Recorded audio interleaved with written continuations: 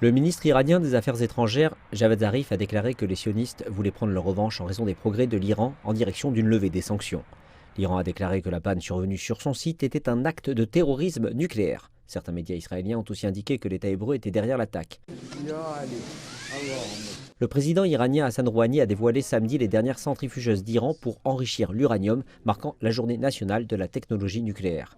Des responsables gouvernementaux ont indiqué qu'il s'agissait des plus avancés du pays, capables d'opérer 50 fois plus rapidement que leur premier modèle.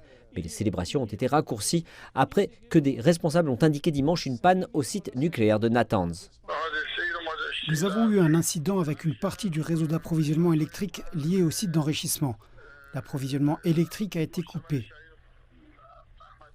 Une déclaration survenue plus tard dans la journée à la télévision d'État expose clairement qu'il s'agit plus que d'un simple problème lié au réseau électrique. Suite à l'incident de l'installation nucléaire de Natanz ce matin, le directeur du département de l'énergie atomique a qualifié cela d'acte terroriste et mis l'accent sur la nécessité d'une réponse des organismes internationaux et de l'AIEA à cet acte de terrorisme nucléaire.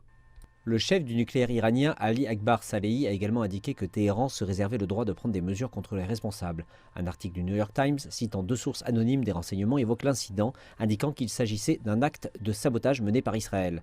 Et la propre radio publique israélienne a plutôt cité des membres des renseignements, indiquant que la panne avait été causée par une cyberattaque menée par le service de sécurité du pays, le Mossad.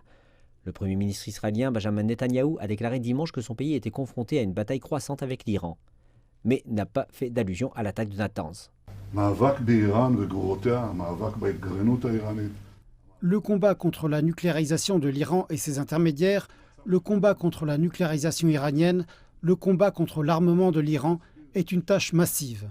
Les tensions entre Tel Aviv et Téhéran demeurent élevées. L'Iran a déclaré la semaine passée que l'un de ses cargos-navires dans la mer Rouge avait été attaqué et désigné Israël comme coupable. Les deux pays luttent l'un contre l'autre par procuration dans des conflits en Syrie et au Yémen. Et tout cela avec pour toile de fond les réunions actuelles à Vienne entre les signataires de l'accord sur le nucléaire iranien de 2015 auquel Israël s'oppose fermement. L'attaque de Natanz pourrait à l'avenir compliquer la diplomatie et accroître les tensions dans la région.